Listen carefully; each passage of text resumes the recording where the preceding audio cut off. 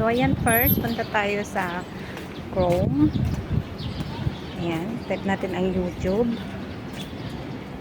And then, punta ka sa library.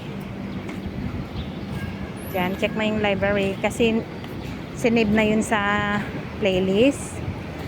Tapos yun, click mo yung playlist na gusto mong i-watch, save to watch later.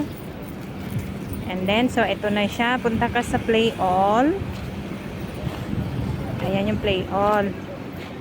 And then, punta ka sa, pili ka sa baba niya ng isa, sa add to queue.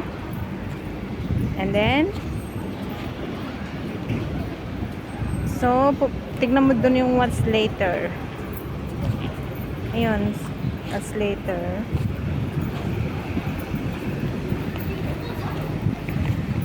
Ayun. So, ganito magiging maliit siya. Ayan, makikita mo dyan yung plus na save. Click mo yung save. Tapos, watch later. Ayun. So, balikan mo yung YouTube channel. Ayan na. Andyan na yung watch later, guys. Thank you for watching.